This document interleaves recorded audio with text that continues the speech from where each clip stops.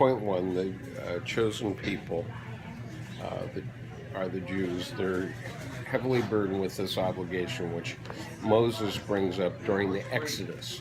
Now, I looked it up. The Exodus was about 1,200 years before Christ is when it was, okay? And so Job, the Job story comes about 500 or 600 years before Christ. And so they were going on this for 700 years before even Job came around, right? And so Moses gave them the law, and that was the original dispensation of the God image. And Jung's point was that the Jews were easy prey. They were God's easiest prey. To be chosen is often experienced psychologically within individuals as having been the easiest prey. And they were the easiest prey because all these other cultures around them, Egyptians and the Babylonians and so on, they had all built up cultures of their own. So the Jews didn't have anything, and they were between all these big cultures, and so they had to come up with a way to live inwardly, and so it's an inner experience. Okay, so then point two, what does Job have that God does not have? And the answer is that Job has keener consciousness based on self-reflection. Basically, Job has consciousness and Yahweh doesn't have. And so then point three, Job has done a lot of suffering, but in point three, Job's suffering ends, and it's not clear why.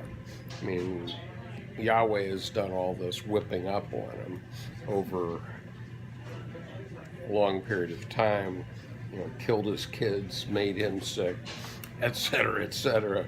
But then it stops. And Edinger's response to that is, well, balance exists in the universe. And so you can't just have it all that way all the time, Maybe the earth will blow up someday, but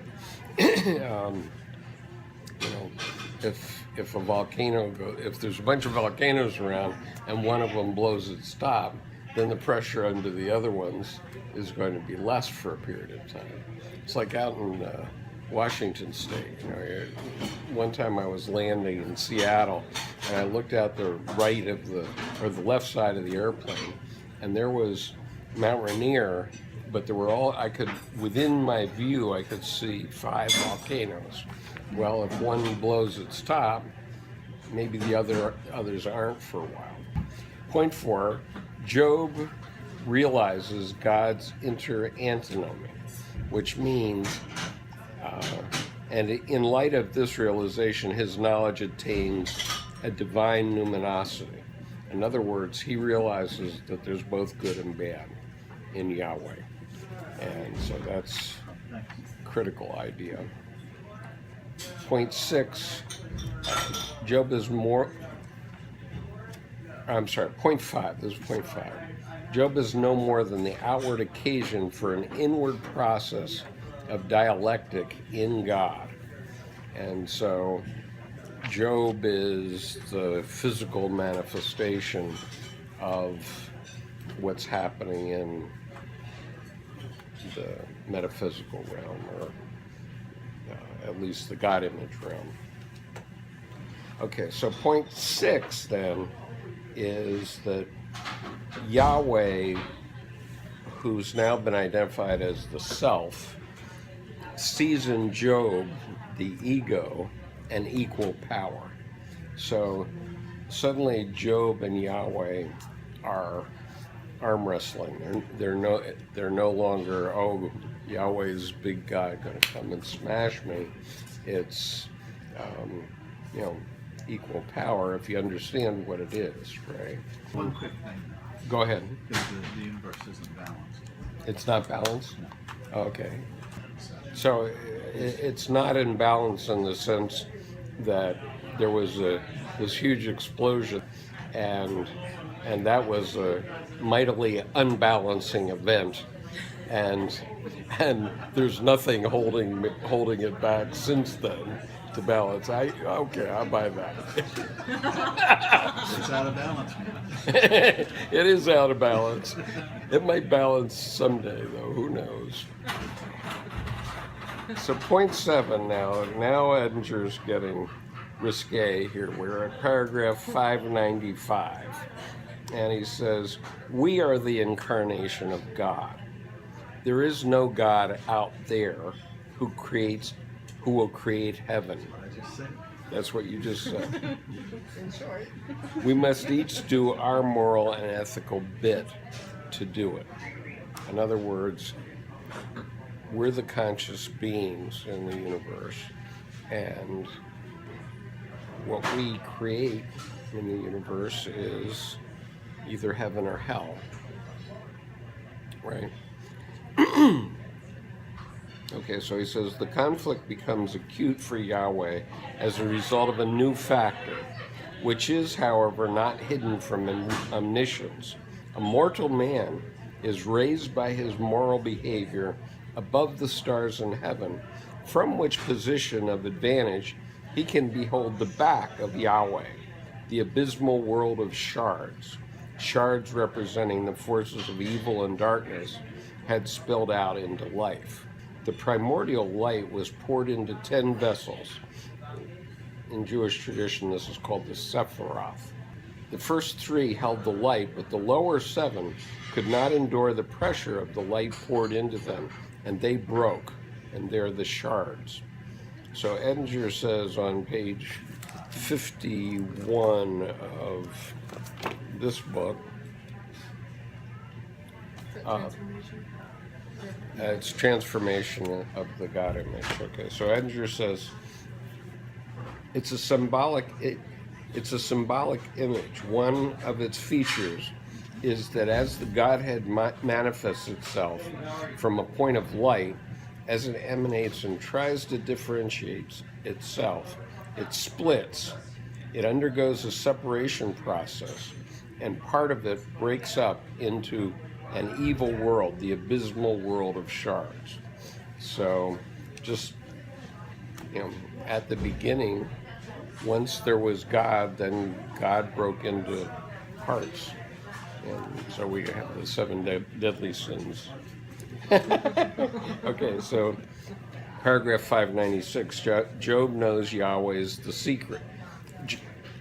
Job knows Yahweh's secret, but is smart enough to keep it. Okay, so he says, quote unquote, I know that thou canst do all things, and that no purpose of thine can be thwarted. Let me say that again. I know that thou canst, which means can, okay. I know that thou can do all things, and that no purpose of thine can be thwarted. Okay, but what he's talking about is nature, I think. Okay, so 597, Job acknowledges that Yahweh can do as he likes, both good and evil. He can boast of his superior power and enact laws which mean less than air to him. So you have, he says, so you have lost your sons and daughters. No harm done. I will give you new and better ones. Parts is parts. Parts is parts. It's almost like that was sort of the way that people thought about things back then, because they probably lost kids all the time. Oh, right. Oh, yeah. Disease and everything. It was like Even up everything was until interchangeable. 100 years ago, or 150 years ago. Well, look at Iowa today. Okay. So, and certainly in other religions, it's very much like that, I think. Okay, paragraph 598. Job acknowledges his weakness in the face of Job acknowledges his weakness in the face of this ruthless Yahweh. I had heard of thee by the hearing of my ear, but now my eyes sees thee. So Job has experienced all these manifestations, the kids dying, losing all his herds, boils on his arms and legs, falling asleep, etc. So, paragraph 599, Job prostrates himself as if defeated. He's got a taste of his reality, more so even than David. So, talking about Job now, before he was naive, dreaming of a good God or a benevolent ruler and just judge, he had imagined a covenant as a legal matter that assured rights as agreed. But to his horror, he has discovered that Yahweh is not human, but in certain respects less than human. Okay, so God isn't human. We project humanness on God.